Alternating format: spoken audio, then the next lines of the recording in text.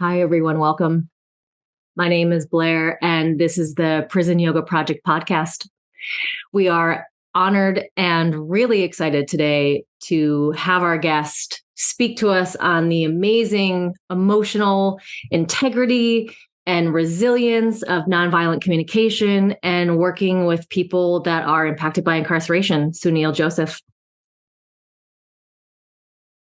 I'll read his bio, and then Sunil's going to lead us in a centering opportunity. Sunil Joseph is a certified GRIP facilitator actively involved in teaching the restorative justice-based healing and accountability program within California's prison system. Sunil is engaged in developing remote learning courses for incarcerated individuals through the Buddhist Prison Ministry. His journey has led him to instruct nonviolent communication, NVC, to diverse groups, including incarcerated people at San Quentin Prison. In 2021, Sunil became a certified mindfulness meditation teacher after completing the 2-year program led by Jack Cornfield and Tara Brock. Additionally, he holds the honor of graduating from Bay's NVC 1-year NVC leadership program in 2008. Sunil is actively dedicated to his own psycho-spiritual development as a student of the Wurduan School for over 10 years. He deeply appreciates the wisdom shared by remarkable teachers and teachings, which have enriched his life in countless ways. Sunil wholeheartedly embraces opportunities to support others on their personal journey towards fulfillment and well-being. Thank you, Sunil. Thanks for being here. Thank you, Blair. It's great to be here. And did I say that right? How do you say the school? Ridwan? Ridwan. Ridwan. Okay, thank you. Will you lead us in a centering opportunity? Be happy to. So today is garbage day here, so you may hear some truck sounds arise as part of the meditation, so you can meditate on that too.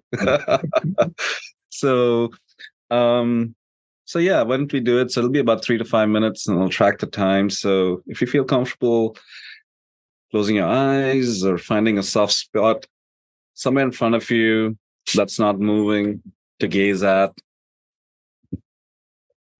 And there's a truck right here celebrating the start of this meditation. So let's all take a big breath with that. Feeling our body expand and letting the air go completely. And then another big inhale.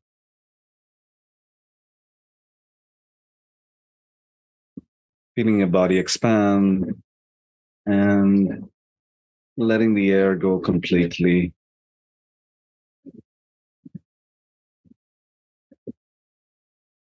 And then doing one more big breath, but doing it in as comfortable a way as you can. So maybe it's slowing down the inhale and the exhale. Maybe it's lengthening it. Maybe it's not so big, but finding a breath that's really comfortable and nourishing.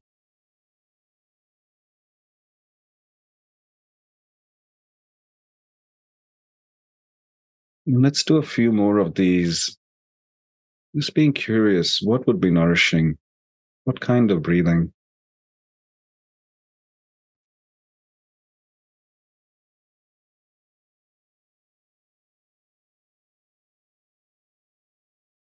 And as you're doing this, also sense your body sitting here, arriving.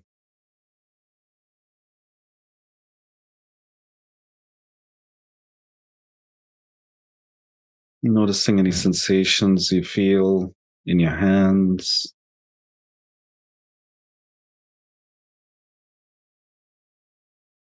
Is there any warmth or coolness?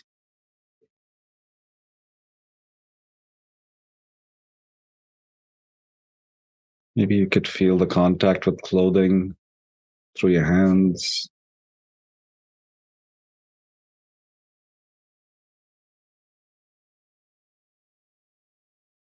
And listening for sensations through your hands.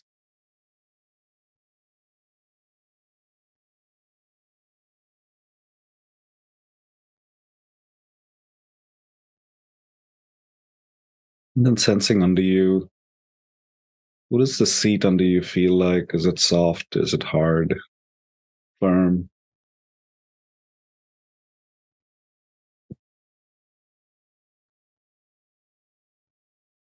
Noticing the pressure your body puts on your seat.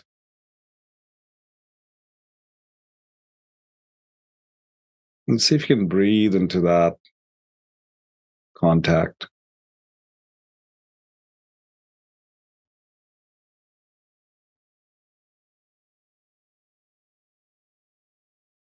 Also feeling through the soles of your feet. What do you notice? Again, listening to the soles of your feet. Sensing your toes.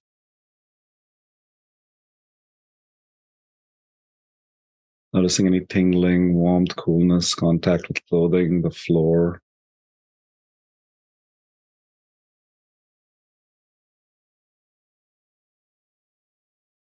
And then coming back to your whole body, sitting here, breathing.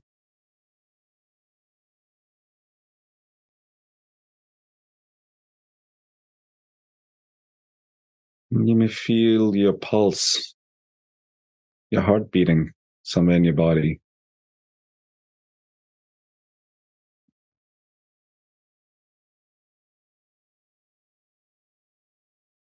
And lastly, checking in with your heart. How is your heart right now?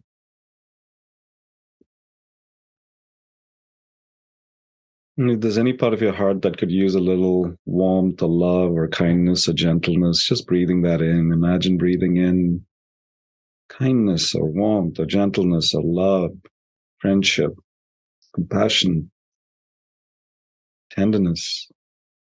Imagine breathing that into your heart.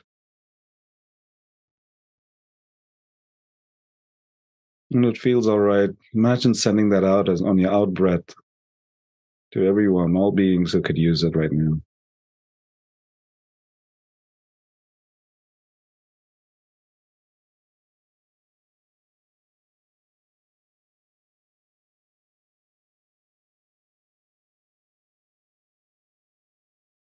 And then I'm going to ring the bell to gradually bring us out of this meditation. So listening to the sound of the bell as it changes over time.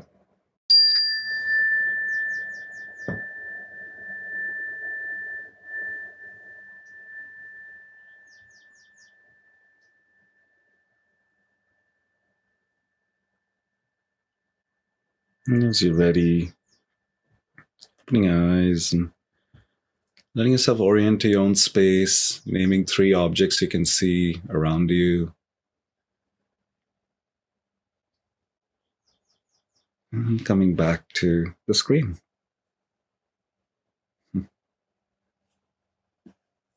Thank you so much.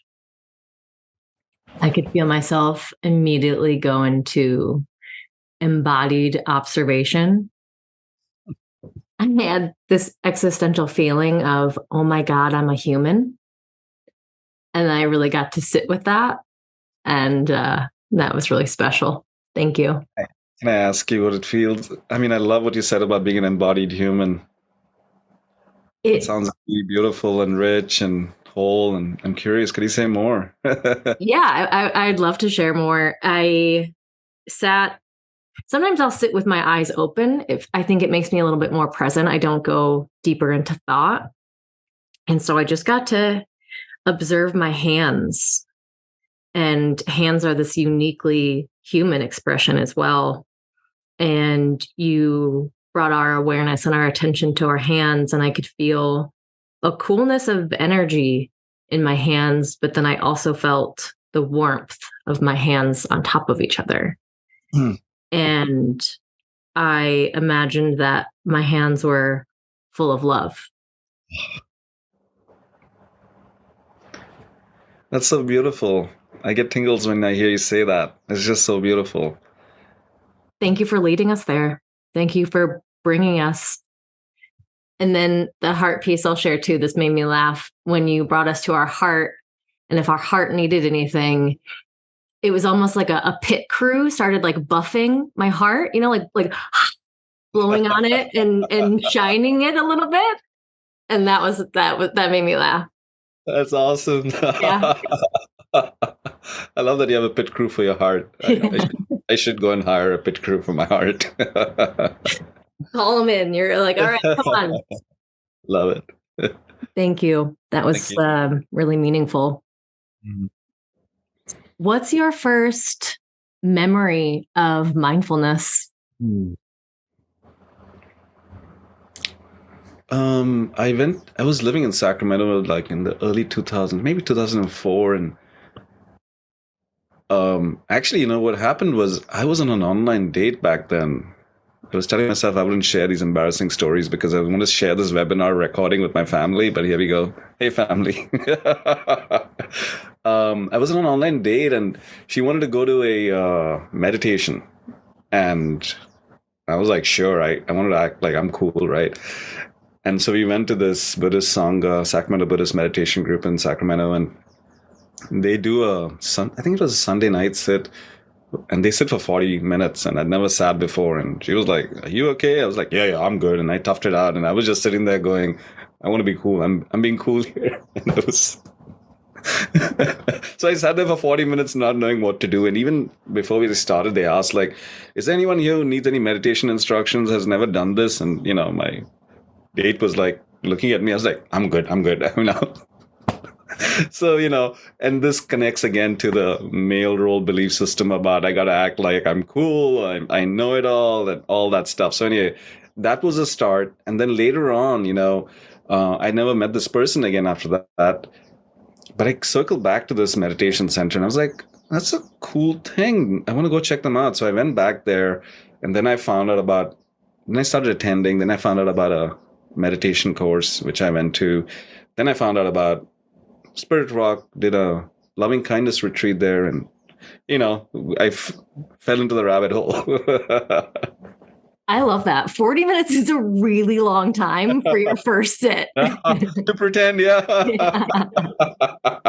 So yeah, I started pretending, and they say fake it to make it. I love that. How did that experience or that path lead you to nonviolent communication or lead you to GRIP? How did it lead you to facilitating inside prisons? Yeah, as I was doing those retreats and I found Marshall Rosenberg's book, The Introduction to NVC. And as I was doing these groups and meditations, I started to experience childhood pain. Pain that I'd had. I thought I was a happy person going along my life, doing, successful. I'd come from India as an immigrant, studied, got into a tech job, and I was like doing everything I was supposed to be doing, right? But as I started doing these practices, I started realizing I was actually in pain, So then I had to start working with that. And it was around that time I found Marshall's book, who wrote Nonviolent Communication, created it. And as I read his book, I felt this energy in it that touched me. And I was like, I don't know what's going on, but there's something special about this practice for me because I felt something, It wasn't like there were lots of great ideas and stuff, but I felt something. And I was like, okay, what is this? I need to pursue this. So I started, that was the time when I started doing yoga, and I was going to these groups, and I was like, okay, I found a practice group in Sacramento in 2004 and started doing that work. And then I went to more trainings in NVC. I just kept at it. I was like, and it really helped me because NVC really for me is about finding our humanity. A lot of people, it's often taken to be a communication process. Oh, I want to resolve conflict with other people. For me, the ground of NVC really is in the inner landscape of how am I relating to this stuff that's going on, And I think it's really tragic that we're not given these tools to make sense of our emotions, how to be human, just how to be human, which then ends up in someone like me judging myself. Oh, I'm too this, I'm not enough that, I'm this and that, and why am I feeling this way? And what NVC gave me was a way to actually start connecting with my own feelings and be like, oh, this is what I'm feeling. And this is why I'm feeling this way. And that was a huge peacemaking operation. It's like peacekeeping, started to have resolution of things. And so, yeah, I'm going to pause here. I'm not sure where to go next. Well, just reflecting, I'm hearing that a lot of people view nonviolent communication as external dialogue, but I'm hearing that it really created a foundation of internal dialogue for you, Right. which then, of course, then informs a dyad. Exactly. That's exactly it. And that's another tragedy is that the roots of this work of NVC really are that inner connection, which is called self-connection. How connected am I with my own feelings and my needs, right? And I showed you, so it starts there. And then what happens is when we take this approach and I can understand somebody who's in pain and they're like, oh my God, I want to resolve this painful conflict I have. So not to put them down, but when we take that and we learn this approach and then try to use it externally without the roots of the tree being good, of the tree needs good roots in order to really branch out, to go out and do this thing interpersonally, then the quality of that interpersonal dialogue really suffers. And then it can actually backfire because they go, wait a minute, you're doing some technique on me, but if you can do the work, right, to root it in the heart, then what gets conveyed is exactly what you're saying, which is how your heart is in relation to this person. And that's what allows the connection to happen in the way that NVC is offering. So that's been my experience, and so I really like to tell people I'm more interested in the inner NVC because I trust that as you work on the roots, the tree will grow out, will change your relationships. But if you focus on this, I don't believe that's the best way. It hasn't worked for me. And what I teach is more the root work. And yeah. I love the visualization of nourishing the roots. Will you talk to us a little bit more about these core tenets of NVC, nonviolent communication, kind of the landscape? Sure. So some of the fundamental assumptions in NVC are that we all share the same human needs, right? All human beings share the same human needs. And our needs are at the level of like respect, consideration, community, love, friendship. So it's not things like going to a movie or a smartphone or all these things. Those are considered strategies to meet needs. Okay, so like even being here right now, we are not conscious of what needs we are trying to meet, but what this approach says is that every human action is to meet some need, whether we are conscious of it or no. So for instance, right now, my being here is to meet some needs of mine. Your being here is to meet some needs of yours. The people who are in attendance, the 23 folks we have, they're here to meet some needs of theirs, right? We are not conscious. So for instance, if, like I imagine a number of people who are here for community, and I welcome people to put in the chat if it's true or no. So what I'm doing is this NVC process called connect, I'm trying to connect with the needs of others right now, rather than the root work. So I imagine many people are here because they want community, or they want connection, or they want a sense of belonging or meaning and purpose, because this community is a rich place for so much meaning and purpose here. And being with others who share that sense of that longing to serve, I imagine. Yeah.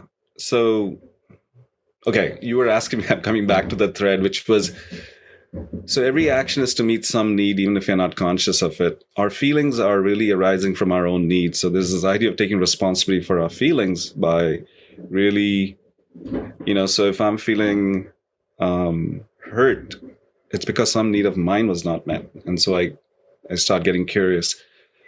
One of the things in the world we live in that we're taught consciously or unconsciously is that somebody else is responsible for my feelings. So all the songs are about how somebody makes me happy. I love them, blah, blah, blah. And, you do the song and dance thing. And then, and then the other side is all the other songs about, how hurt and upset I'm with you because it's your fault I'm feeling this way. Other people do contribute to how we feel. They stimulate what we feel. But when we can really connect it with our own needs, and I don't want to negate the experience of someone who feels like somebody else is responsible for their feelings. I'm just naming the assumptions and the work we're doing in this approach. So not to make anybody else wrong. I still have blame and judgment about other people, but the work for me is how do I take that blame and judgment and transform it into seeing what do I need here? Mm. And that is part of the process of shifting into compassion and the nonviolence. And nonviolent communication, nonviolence is not the absence of violence, it's presence of compassion. And so, yeah, right? And so that's really important. It's not just about not being violent, but it's like, and the way we get to that compassion, the quality of compassion. So Marshall said that we are innately compassionate beings, and we love to contribute to each other. And a simple example is, I think we've all seen kids out there who, see a child sees another child crying and just goes and gives their toy to the other child. It was not because anyone taught the kid to do that, right? They just do it. We know this place in ourselves, this place of innocence, and this place of like, yeah, that's how we would not survive without that. It's so deep in our biology and our evolution. And so how do we find our way back in there? I'm trying to think of other. Yeah, let me pause there and see what's. I love, our biology is rooted in connection. And our connection is rooted in safety and survival. And so it's this innate piece that we're able to connect back to. It's not necessarily something that we need to find or put in us. It's already in us. That's right. Yeah. And finding our way back, just kind of like when we did the meditation, you said, I felt like an embodied human being. More of us comes online at that level because in our regular world, Dan Siegel, he talks about, I'm not a big expert on his work, but the little I've heard, he talks about the left brain and the right brain. And the left brain is about lists and logics and words and all these linear stuff. And the right brain is about emotion, about holism, and some other things. So when we do these practices, I feel like we're shifting to the right brain, to the feeling, sensing, being. We need both. But the world we live in has an overemphasis on the doing and not to make it bad, it's needed. We need both in balance. But there's so much of this that we lose. I'm oversimplifying it, but I feel like there's these places where we can drop into. And in the work we do with ourselves and with others, that's where the healing can happen when we shift out of we shift more into what we are and not just stay in one small part of who we are. The balance. Yeah. Speaking to. Yeah. And these tenets and the emotional availability is so important to how we hold space when we go inside. At Prison Yoga Project, we talk so much about the foundation of our work is relationships. And that's where healings take place, is in relationship. And you and I were speaking before is that, maybe you're going in and you're facilitating a yoga and mindfulness class, and there's not a lot of time for dialogue. Mm-hmm. But you as the vessel, as the facilitator, as the space holder, there's so much being communicated non-verbally. Exactly. I would love to hear about some of your experiences going inside and how this work, being rooted in this work, supports you. Yeah, there's a beautiful quote I want to read from Carl Rogers, who is like my guiding saint. He says, before every session, I take a moment to remember my humanity. There is no experience that this person has that I cannot share with them. No fear that I cannot understand. No suffering that I cannot care about. Because I too am human. no matter how deep their wound, they do not need to be ashamed in front of me. I too am vulnerable, and because of this, I'm enough. Whatever their story, they no longer need to be alone with it. This is what will allow the healing to begin. So for me, it's like, how do I walk into and find those places, show up as a human being with my own humanity, because I believe the medicine is in when we make human contact and dropping in with each other. Then the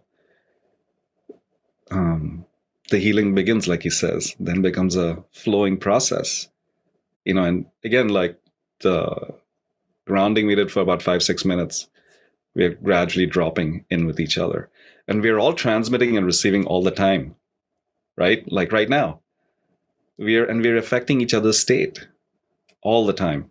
And when we are holding space, we have we become like the transmitters in the room, and our energy and our state is and people implicitly are receiving. When we have somebody who's leading a meditation or giving a talk, like I'm transmitting my state, and people are in a receptive place. So when we're in a classroom setting, I believe the inner work we do and where we're coming from in ourselves, right,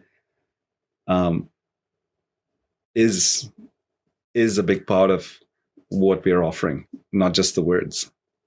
Totally there. I'm not sure if I answered your question. No, I think you're just reiterating the importance of our own work when we come into these spaces. Yeah. Exactly. And being rooted in our own work informs the relationships that we build inside. Yeah, exactly. Yeah. And your question was, how's it shown up in my work inside? So for me, this quote I read is what informs everything I do. So like even starting this call, if I'd not, part of me was like, I don't think I want to talk about these experiences. And I was like, if I don't, then there's something. The sharing of my own vulnerability is a big piece of helping us all drop into our humanness, I feel. And so when I go inside and I'm working, I share with my students. So I do the group work, and often we have a group of like 30 incarcerated students or 35. We have inside facilitators and outside facilitators, and I will share with them how I'm struggling with how I'm scared of some of like giving them feedback in the homework. I will be transparent with them about my struggles and how I'm trying to grow. I'm scared about people getting mad at me, and they laugh at me, and they're like, oh, come on, like, but the more I can be human about my own struggles and how I am doing my work inside as they're doing their work, there is no separation. There is less separation. I am a facilitator. I do have a role there, but that invites their vulnerability too, and I don't know how you can do this work without vulnerability is the sauce or the secret, the enzyme, I feel, which allows things to break down, but not break down like a jackhammer, but digest, and I believe as leaders, leading with our vulnerability is a potent contribution. And I think that you can't have authenticity without vulnerability. I think whatever the language, cousins, sisters, twins, they inform each other. Yeah. And again, that's the place where like we trust each other, we find safety, right? Like, especially when the person who's leading the space is vulnerable, it opens up this huge space, which if I were to show up and act like I've got it together, I'm a good facilitator, I know what I'm doing, I'm competent, because I'm trying to get them to trust me, to believe in me. That's my story, right? I need to appear competent and like all-knowing. There's a male role belief system in order for them to respect me. Otherwise, these men are not. And I have to keep challenging the belief in myself and show up and tell them the truth about how I'm struggling too. And that actually creates a different space altogether. It changes the space, right? You know what I'm saying?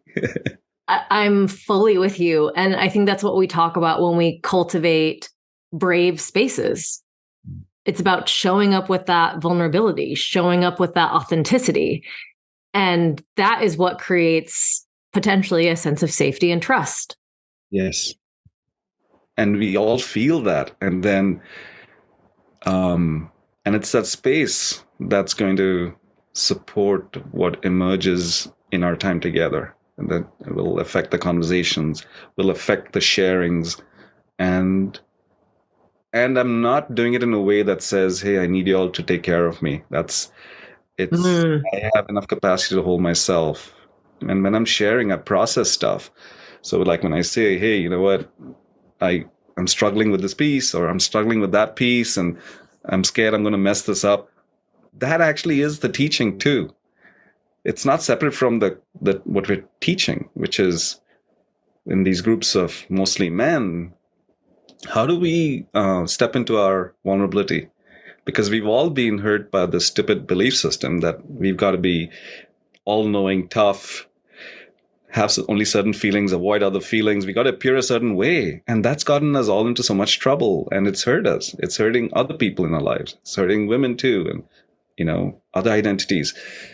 And so we've got to break this belief system by saying, no, we are more than this stupid facade we think we have to put up, which has helped us survive. I shouldn't call it stupid, but it's painful to be in just that, And then that's the path to the heart.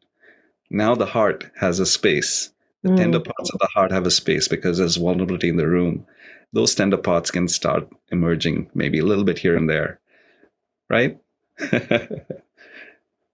For anyone on the call or anyone listening that doesn't know, GRIP is a program and it stands for Guiding Rage into Power. And will you just speak to us? You can even be brief about it, but what is GRIP? What is GRIP, and what purpose does it serve? Sure. So GRIP, Guiding Rage into Power, is it's a year-long program, and we have about 30 to 35 students in it for a whole year, and it's a comprehensive accountability and healing program. So what we're doing in this program, there's a whole arc, right? So we're supporting our students in becoming aware of different forms of violence, learning to stop their violence, which has to do with being aware of our reactivity, catching our reactivity before we escalate into violence. So that's the foundation of that is mindfulness. But it's not mindfulness as in sitting and meditating, but it's more about on your feet. Can you sense what's happening? What are your sensations right now? What's happening in your belly? What's happening in the rest of your body? Is some part of you tightening up as you're having a conversation? So learning to sense and to be present so you can catch it before you're in a full, amygdala hijack and you're off to the races, and then you cannot stop it.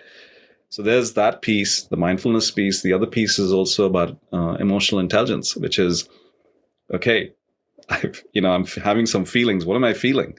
What are my feelings? Rather than, I feel good, or I feel bad, or I'm mad.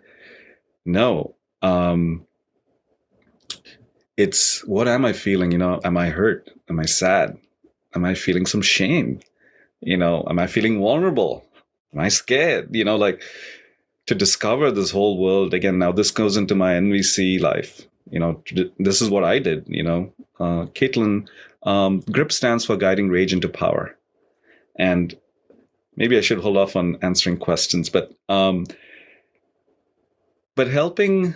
So yeah, emotional intelligence is another pillar and a foundation. So these men are learning how to sense, I'm feeling something, learn to identify it, and say they're feeling angry, to have the intelligence, emotional intelligence to go, oh, what's under the anger? Oh, I'm scared, or I feel humiliated, and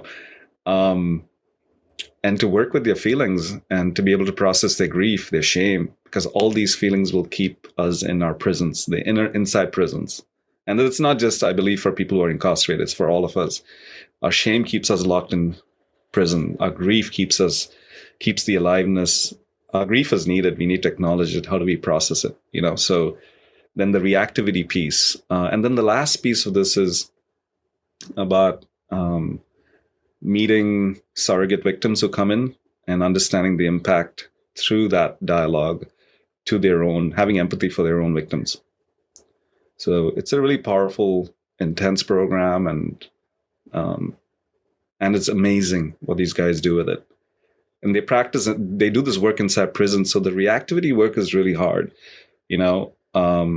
Somebody does something while I'm driving, and right away I'm gone. But to do this work, to track my reactivity and to hold myself before I lash out, in the prison environment with those really horrible circumstances, those guys are doing the advanced work, I feel. And I tell them that all the time. You guys are incredible. How you take these tools and you live it in such an intense environment where everything is against you. So yeah, that is a little synopsis of what the program is. There's a lot more, but that's a quick summary. Thank you. And reflecting back, I'm really hearing that it's an opportunity for people to understand and investigate their internal landscape.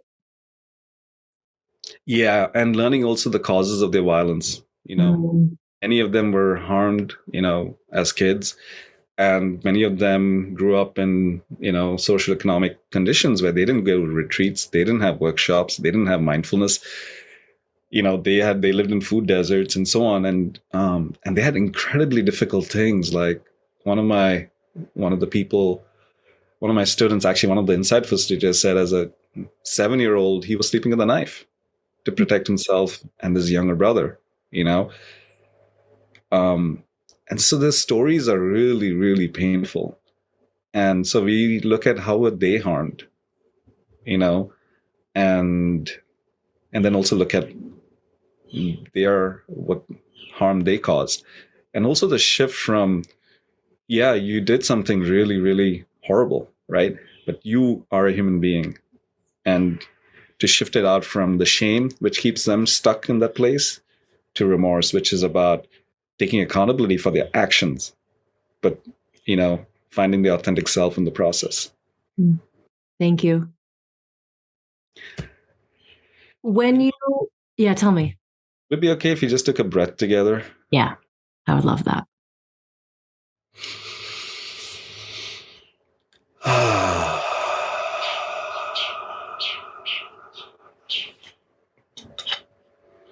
So when you go inside with this toolbox and this foundation, we titled this conversation Emotional Resilience. Can you talk about some of your experiences inside and how this foundation supports you in holding these conversations or doing this work?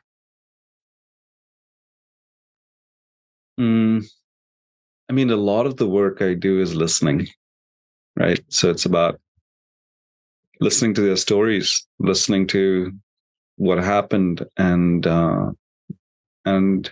like the Carl Rogers quote, seeing their humanity, right? Just being there.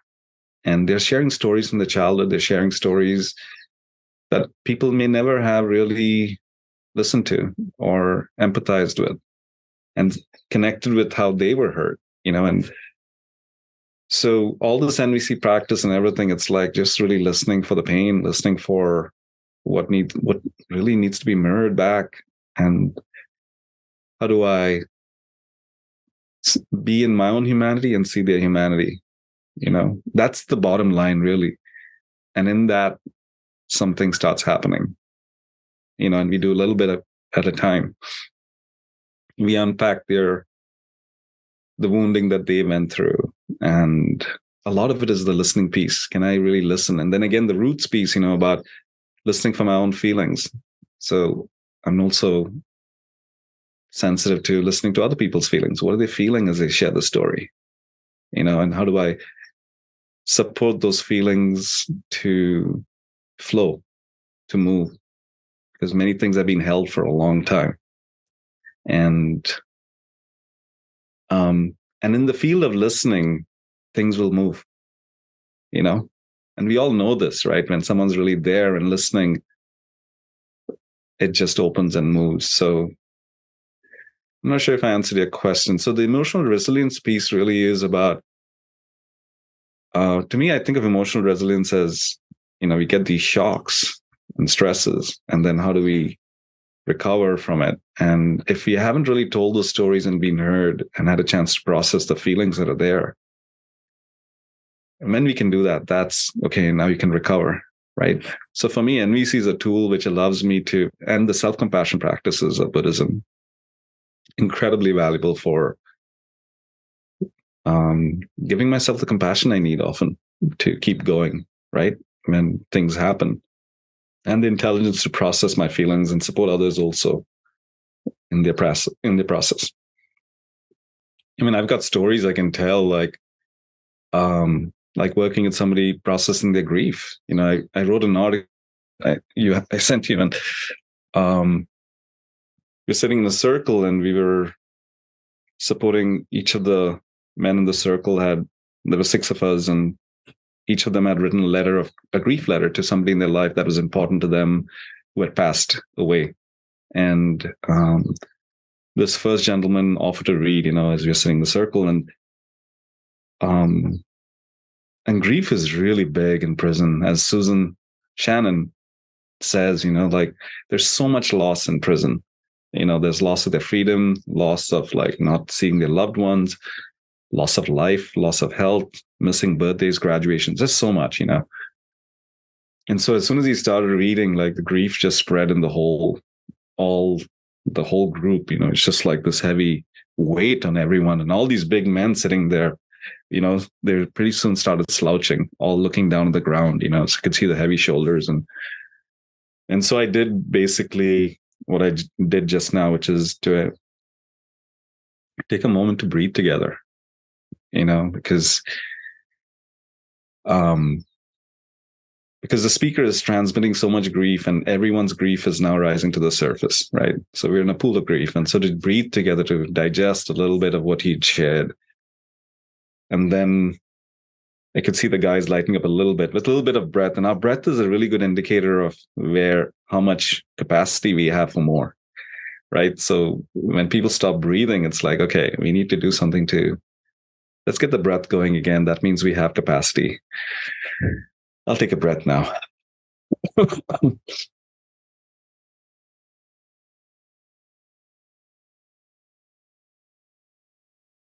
Yeah. Yeah, as what I'm noticing is sort of the sacredness, even as I'm telling you about it, just the sacredness of what that was is coming up for me, and this, yeah. And so as this gentleman was reading, what I heard was his mother's love for him, and I heard the grief, but I also heard how his mother loved him unconditionally and never saw him as a criminal or a monster, even though he was getting into all sorts of trouble, And so for me, and this is a piece on mourning in NVC, what we call mourning, which is when we always connect our feelings to our own needs. But mourning is when we can take grief and look inside the grief to see what was precious that is being mourned. And as he was telling a story, it was like, wow, what I heard was, it's kind of like you get into the ocean of grief, which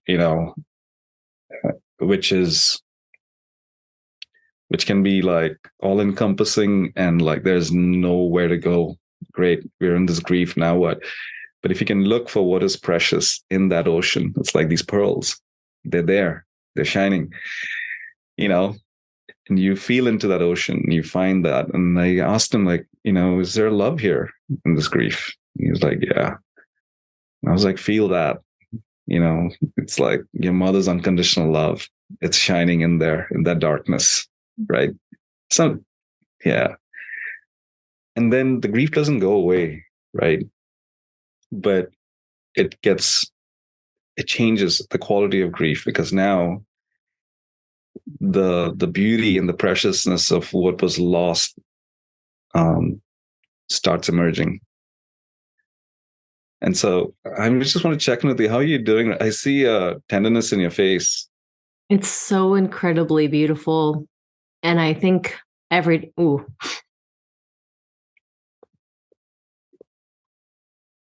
um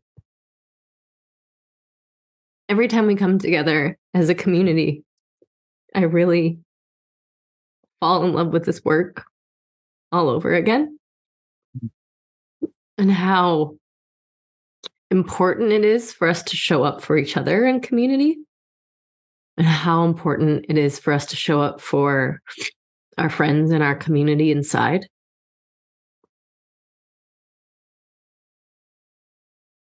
Mm. And all of the different ways we can show up.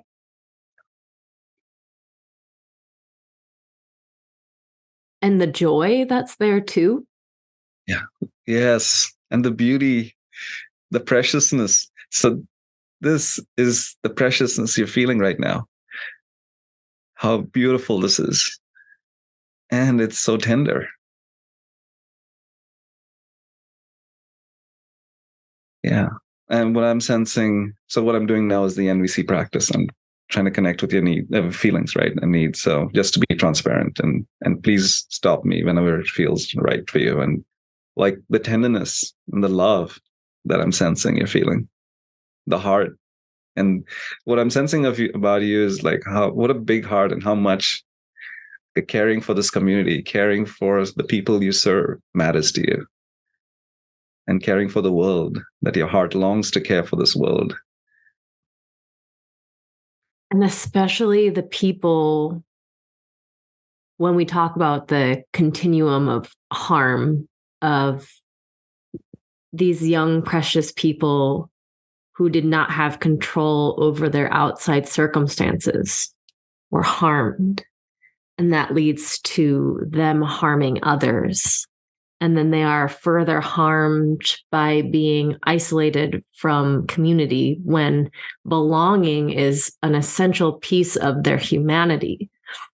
And we go and we visit them, and we drive however many hours to get to the prison, because that is also part of the system of isolating. And just how important it is for us to show up. Yeah. What I'm hearing is how painful it is for you to see how these beings who were harmed are now being harmed over and over again by the system, where what they really need is connection. And the humanity deeply touches you. And that it's painful that the humanity is not being seen and acknowledged. And then I think, moving on from me, I think we also have the paradox of our work of, in Prison Yoga Project, in our classes, we don't ask people what their crime was, but oftentimes people will tell you. Your participants will tell you. And holding the paradox of the work that we do, holding that humanity, and holding that violence of the stories that you hear, and even the disconnect sometimes of who you see versus the harm that they caused. Yeah, I know. There's so much to hold here. Yes. I'm right there with you. That's exactly the terrain I'm into, where I'm listening to these stories and going, I can't believe you did that, and you're just such a beautiful human being, and so the one thing in my work, though, in GRIP, which when they tell us the stories, there's a particular way GRIP unpacks what happened, what they did.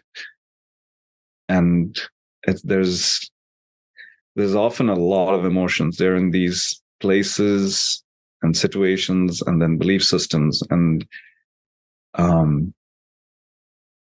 that's not who they are now in our classes. At least in GRIP, they're often coming in, with like 15, 20 years, and they've reflected, they've done some work, and they've had time, and so yeah, they're really, and yeah, holding the paradox in our own minds, because it's like, wait a minute, so that's a lot to hold. It's not easy, and to really acknowledge both, not to, because that's something I've done too, is like, oh, the humanity piece, oh, this I'm not even going to look at because the humanity piece. But that's also part of my own growth and learning, is how to hold both and be like, yeah. And then also the move from the person to the action, and from shame to remorse, where we are not the worst thing we've done in our life, and how do we support the people who are ready to have true remorse, the accountability, where they are actually having empathy for their victims and taking responsibility for what they did, and then they come through the other side. And it's really powerful. And it's like, there's a human being who's taking ownership for what they did. And then there's this amazing trust, I feel. This person has really done their work, and when they go to the parole board and these other places, that's what the commissioners are looking for. Have you really gotten into what you did? Can we trust you not to do what you did before? Have you really, really taken it in? Do you have empathy for your victims? Have you taken responsibility for what you did? And so, yeah, I said a lot of words. I'm curious where we are, Blair. I'm right there with you. All right. I think we'll shift to questions here soon, but I would also love to hear the story of the first time that you went into a prison. Oh. Yeah, so I was invited to come and check out a grip class, in case I was interested, in join the program. And I went in with Susan Shannon, who was the Buddhist chaplain on death row at San Quentin. And so I walked in with Susan, and I've never been to a prison before. And I was like, what is this thing? Then we walked down through the Sally Port into the yard, and I was terrified, because I was like, holy shit, all the Netflix images of people getting stabbed and all these things, but the guys were playing tennis and they were doing their own thing, and they were probably like, and they all love Susan. Everyone loves Susan inside, and I was like, oh shit, I'm so scared. Meanwhile, Susan's like all happy. This is a happy place. And I was terrified. And I was trying to act cool. I was like, oh, wow. Anyway, we ended up sitting in this little room with about 35 students, and I was even more scared, and I was all tight, and I was seeing scary people. I was seeing criminals and like monsters. And in NVC, we call this the enemy image, when you detach from the humanity of someone else. And so anyway, I was really triggered. And during the class, they had students read their stories of tracking from childhood, how they came into prison, their path. And there's a particular process they go through. And so this one gentleman shared his story of being woken up as a child in Vietnam in the middle of the night by his parents, put on a boat, and they escaped, went to a refugee camp somewhere, and then after a few months made their way to the US. And then he ended up in school here. He was really lost. He didn't speak the language. He was picked on in school, bullied, and all these things. He couldn't talk to his family about it. They were also kind of lost. Then he found his way to a gang. Finally, he had respect. He had belonging. He had like safety. And then the gang life led him to his crime. And, he was inside. And as I was listening to his story, it just broke my heart open. I was like, oh my God, there's a human being who, this is what happened to this human being, and like, there is that quote, I forget if it was Ram Dass or who said it, like, when we know the secret story of our enemies, something like that, you're like, wow, you have a story, you have a human story of behind where you are right now. And so that cut through my enemy image, and I just felt my heart open and break, in that moment sitting there. So anyway, I was doing my best to keep my tears from flowing, because I was just feeling all these feelings coming up. And another gentleman shared a story. At the end of the group, Susan said, at the end of the 2 hours, Susan said, okay, as a guest, do you have anything you want to share? And I started to say thank you, but I was just like, I was just going to break down and cry, and I was like, oh, I can't do that in front of these big men.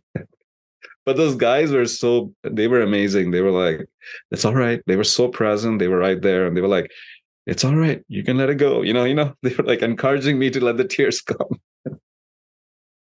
And anyway, I got some words out and thanked them. And one of the guys said, when you as an outsider come in here and you hear our stories and it touches you so deeply, it means we still matter.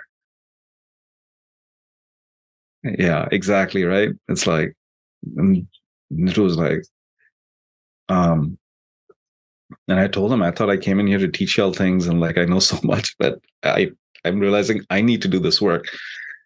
In that moment, Susan turns around to the group and says, what do you think, guys? Should we have him back? And the guys are like, yeah, let's have him back. And that is it. I was brought in right away. I was like in this really, and it's just been, and so for me from that moment on, it's been about that. Like, if my heart can be here with these people then something happens. And what that gentleman said that day is exactly right. If you come in here and you're touched by what our stories, and you care.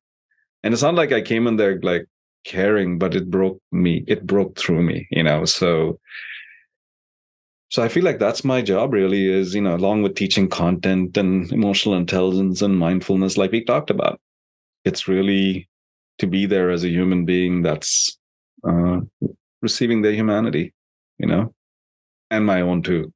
That's a work in progress. And thank you so much for sharing your story, because I think that's the first barrier maybe that people feel, is being scared to go inside. And understandable, right? All of the portrayals of what prison is and all of the assumptions that we have and harm. And it is intimidating, and it's purposely intimidating, and correctional officers and uniforms and guns and locks and all of these things. And then we have our own preconceptions. Like, I remember when I came to this work, I was like, okay, the people I'm going to serve, it's going to be youth, women, and men, maybe men. And the opportunity that I had was to go inside and go into a men's prison. And the love and the healing, more than I could express even on this webinar, right? But I think maybe that's people's assumptions or worries when going inside. And so I just really appreciate you speaking to your first experience. Yeah, and I think it requires going through our own filters, right? I feel like I had grace that loved me that broke me open.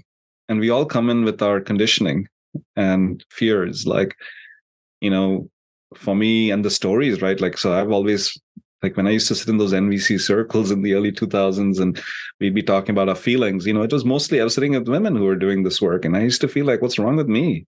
Why am I sitting in these circles talking like about my feelings? I should be watching football. I should be doing male man things. And so I used to always feel like deficient as a man, because I was like, oh, I'm too touchy feely. I'm not a real man. I used to carry that around. Only after I started going inside and sitting with these big guys, they're as big as they come, and realizing, oh shit, they need touchy feely guys like me. And it's actually one of my inside facilitators is a big guy. He turned to me in one of our team meetings, and he said, I realize I depend on you to process feelings in the room. And I was almost knocked off my chair. I was like, what? Me? Really? And I'm sitting here thinking I don't have much value because I'm not, like the big presentation. And I was like, and so the teaching, the learning, all the stories we have of that get in our way, right?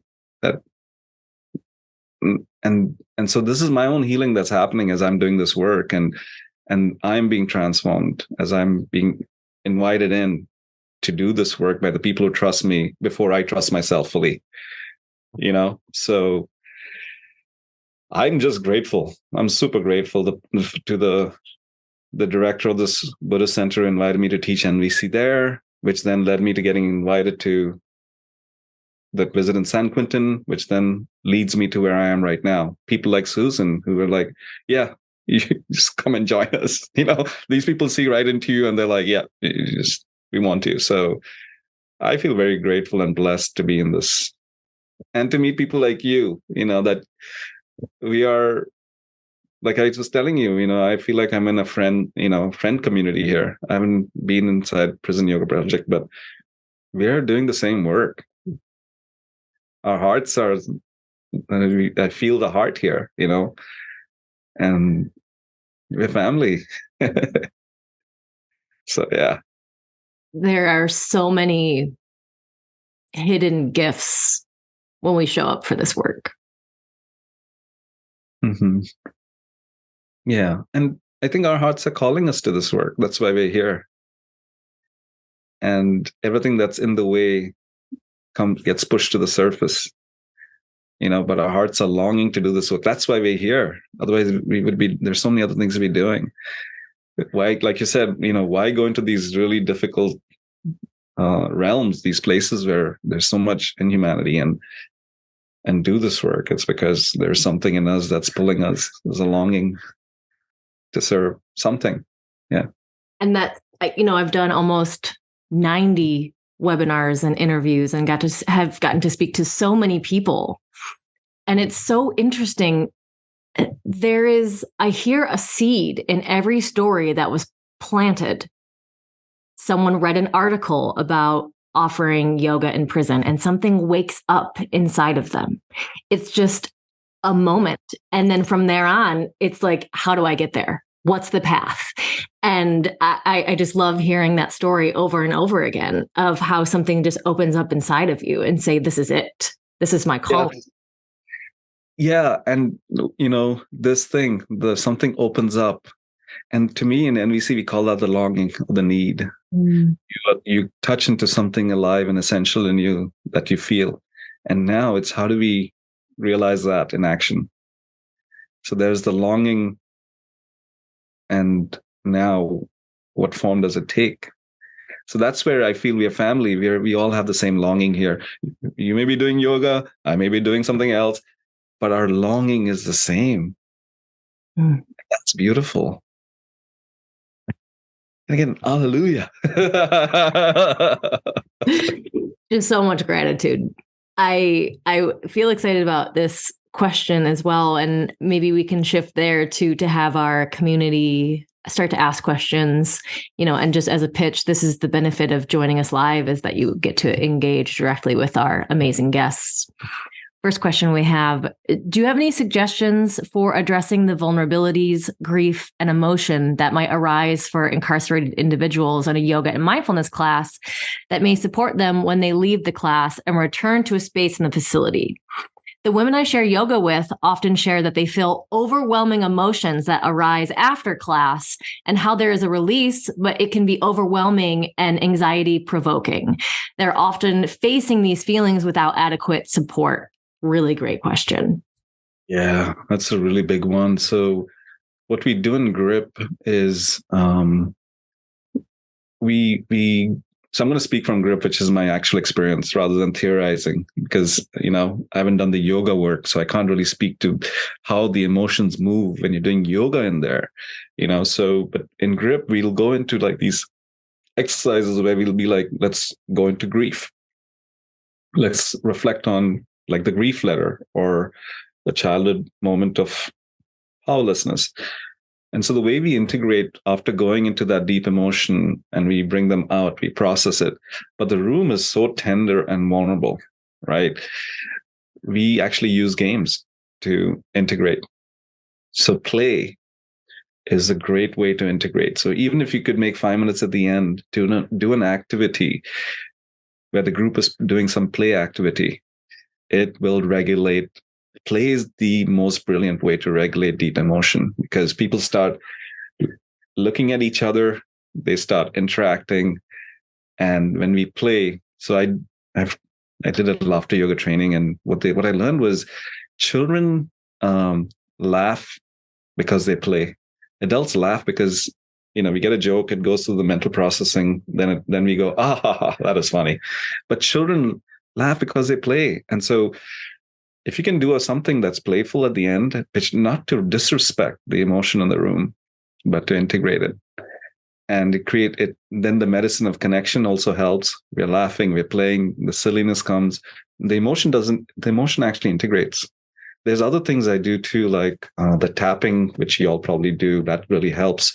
And I learned that in Qigong, just to go over the whole body and tap, because there's a certain way in which that focus on that, what's inside that's tender, something about the skin and going all around, and then brushing. So the Qigong teacher I learned this from said, oh, we're going to break up everything that's stuck. And, you do this all up and down your body, the back and the front, the sides. And then you start brush. I don't know if y'all already do this kind of stuff, but either way, keep teaching us. Okay.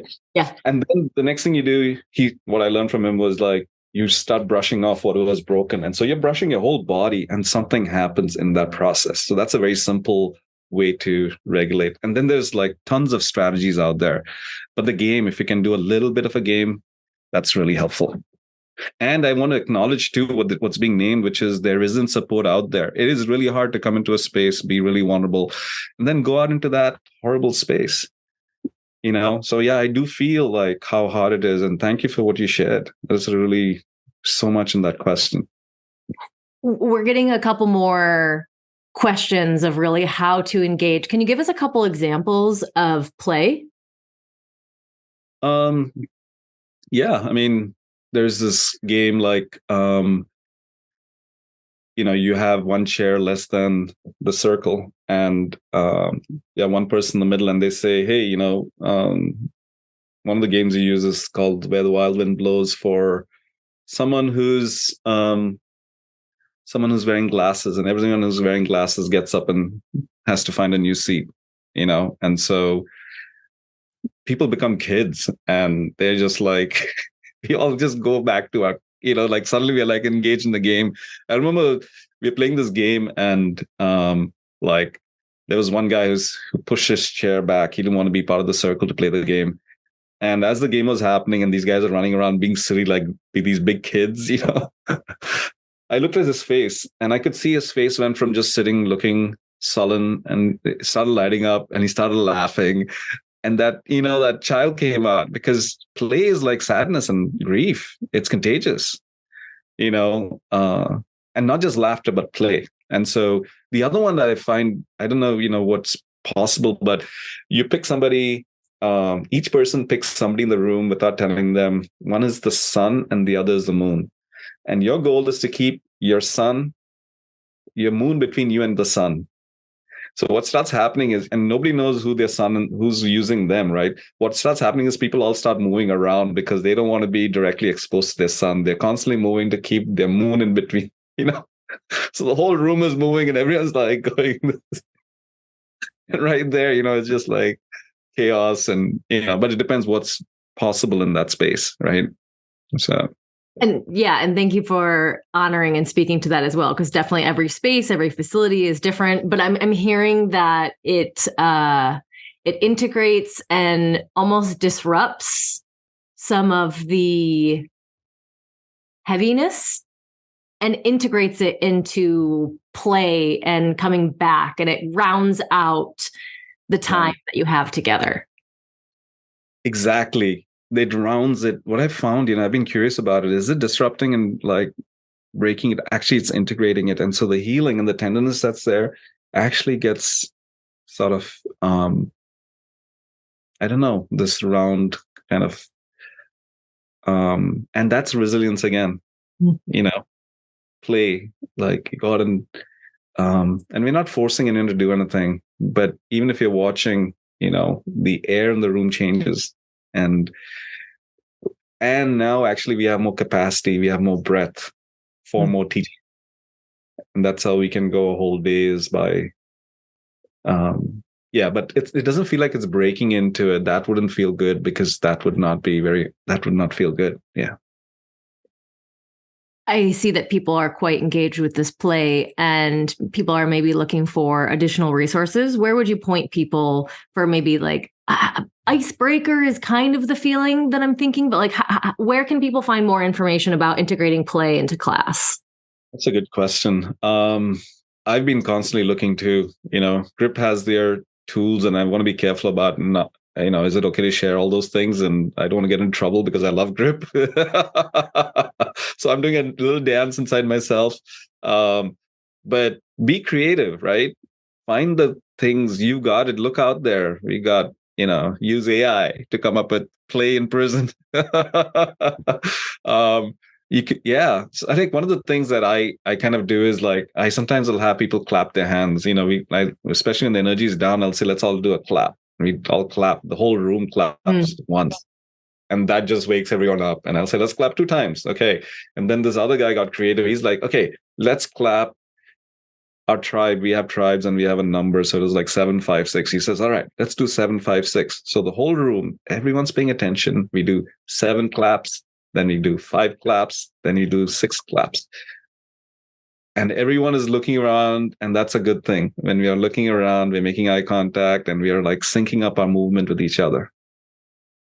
Right? That's a polyvagal thing, I think. And so this is a brilliant way. The other one I've done is stomping, or you could do this, right? If you don't have chairs, if you're sitting in chairs in a circle, you could all like stomp your feet, so the whole room sounds like a herd of elephants. Boop, boop, boop, boop, boop, boop, boop, boop. Then I have them stop. And that's good. They're getting the lower body engaged. Then I say, let's do a wave with stomping.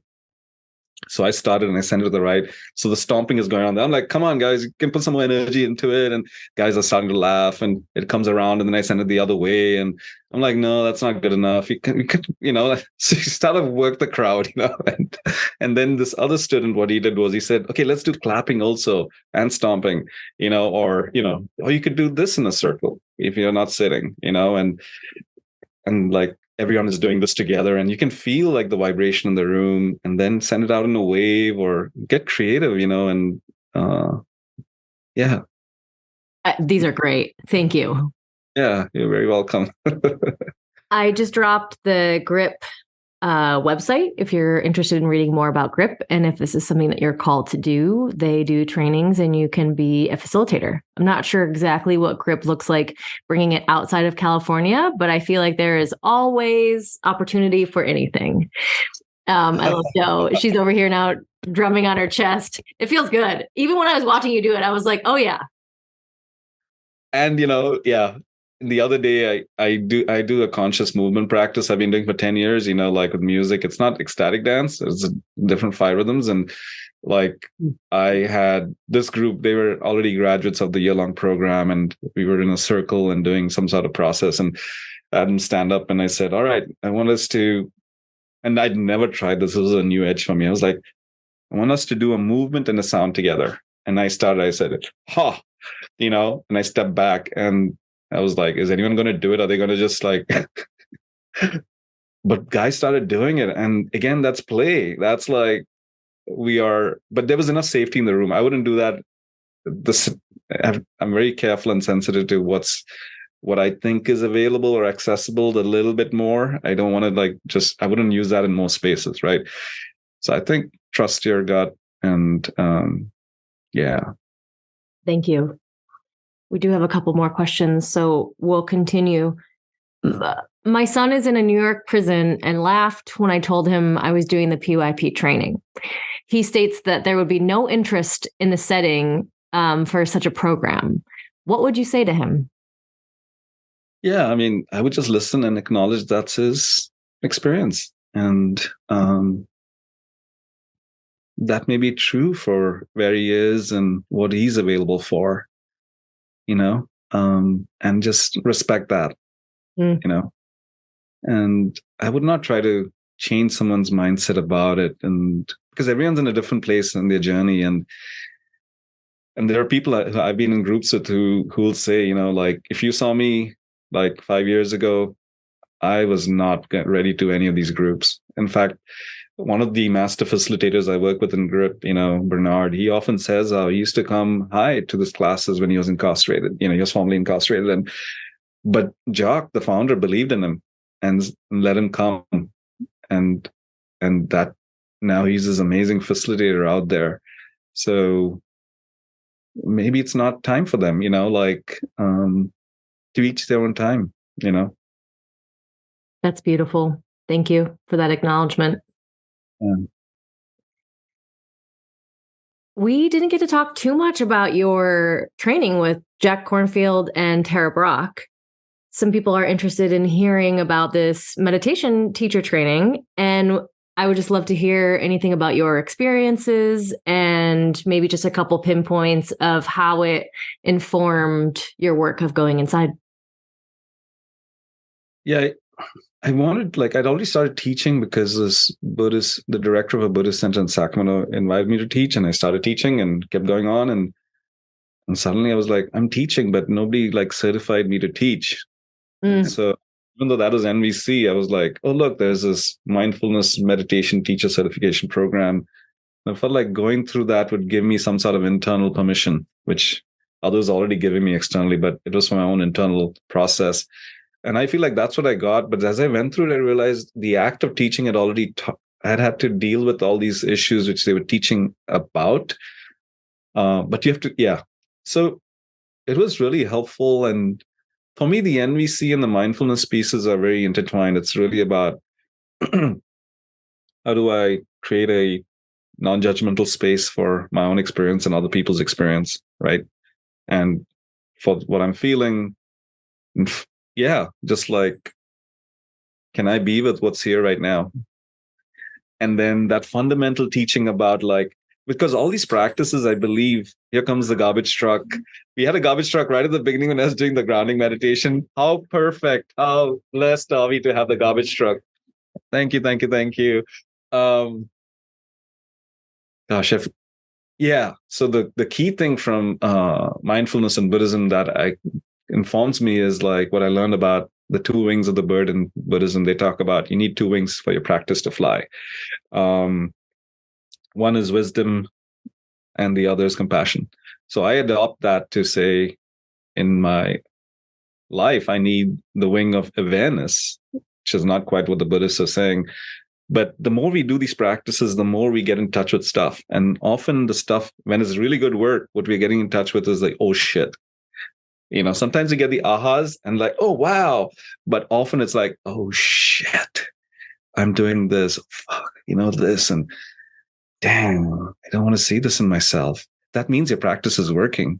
And that to me is the wing of awareness. And what you need then is the wing of compassion to hold the oh shit. To hold what's difficult to see in ourselves. And if you don't have both, I don't know. So for me, that informs everything I do in prison, outside. It feels like it's just this all the time. I'm basically doing this all the time. So I had a visualization. So when you don't have compassion, yeah, when you just have the awareness, it actually starts to spin the bird because exactly. one side's too heavy and it just keeps spinning. And that's anxiety. Exactly. It's painful. And it's like too much of this seeing and too much painful stuff. I haven't processed it enough. I need compassion to digest, to integrate, to meet it, to hold it, to love it, and nurture it before I can take on any more. But if all I have is awareness and I'm just seeing all this difficult stuff, it's too much. I'm gonna burn up and go nowhere. So that it's so important to have both. Yeah. This has been one of my favorite webinars that we've ever done.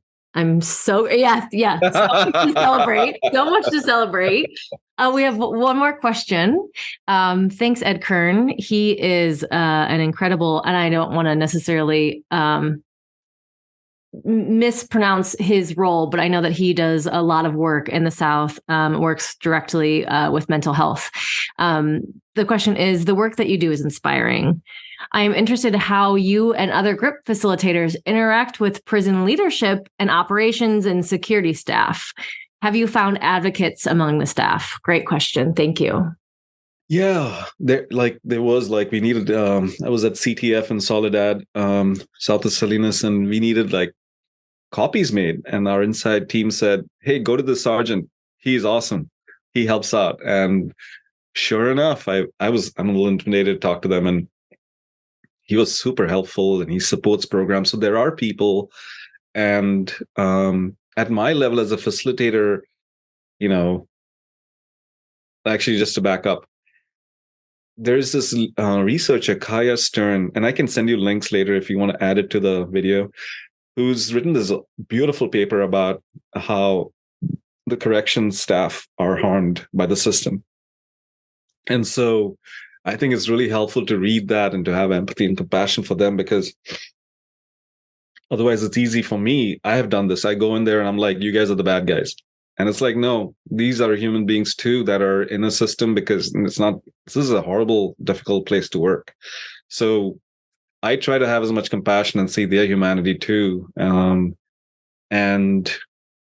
that is really, it's not easy because they're not always nice and friendly and warm and fuzzy, especially since I'm coming in to support like Kaya Stern also wrote another article called Connection is Contraband, like exactly what you were talking about actually, which was how as volunteers, we're coming in, we're smuggling in this contraband of connection when everything about the institutions is about withdrawing connection from them.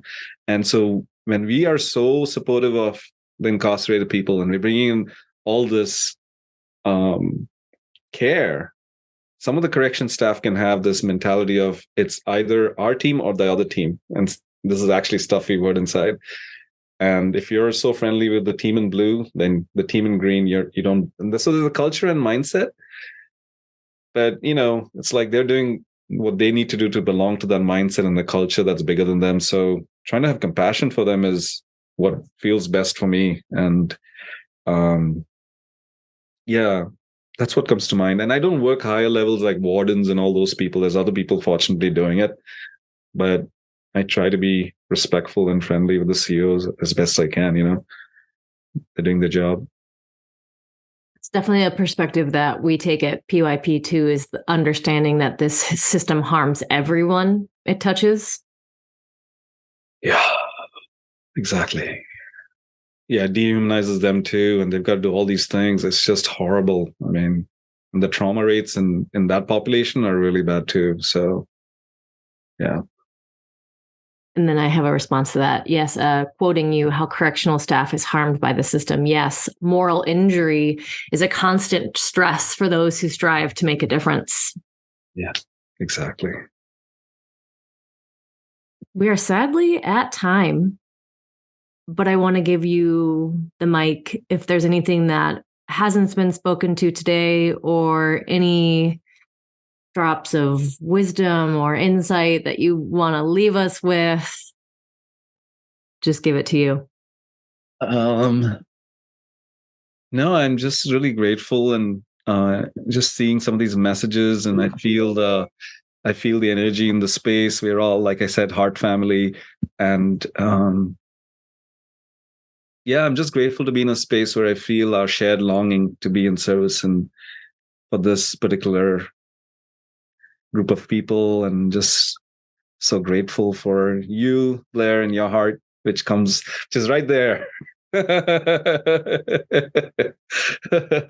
So I'm just grateful, and thank you. I can say the same for us, for me on this call, and for PYP as well.